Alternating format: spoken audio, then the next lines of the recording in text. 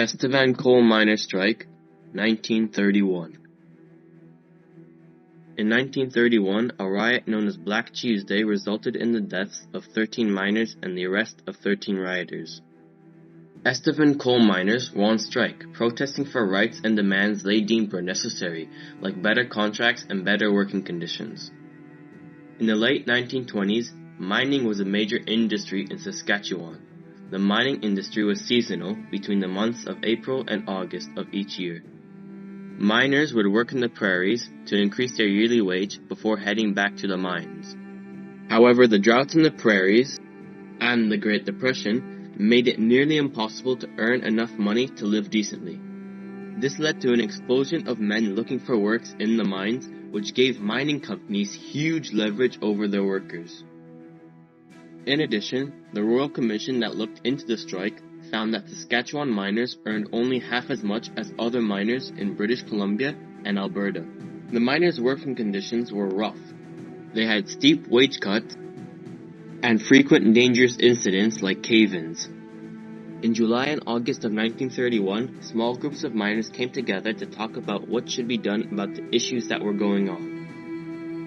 The miners appealed to the Trades and Labour Congress of Canada, hoping they would establish a union, but the workers were ignored. After a few meetings, the miners decided to contact the Workers' Unity League.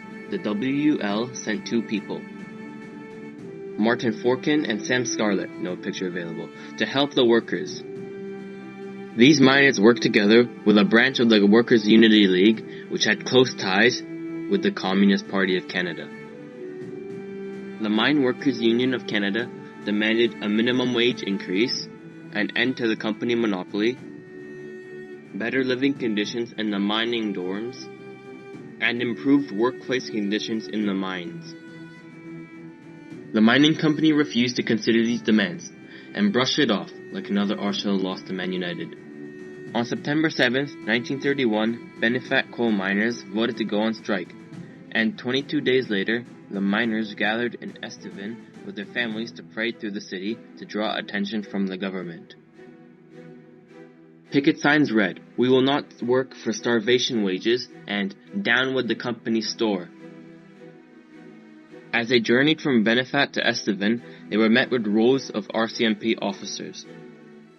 When entering the town center, the RCMP attempted to block and break up the protesters. They used fire trucks to hose the protesters down and started to arrest them where they stood.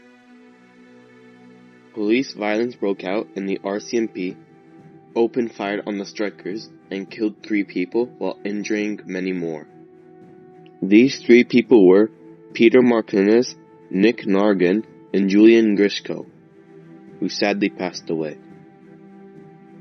Raids were carried out the following morning, and 13 strikers and union leaders were arrested with charges of rioting. Later, more protesters were arrested and found guilty. On October 6th, following the protests, the mining company gave in to the major demands, with a new $4 minimum wage, 8-hour working days, reduced rent, and an end to the company monopoly. The miners of Benefat were satisfied with the deal and ended the strike. There is now a memorial for the 3 dead miners, which say, "Murdered by RCMP."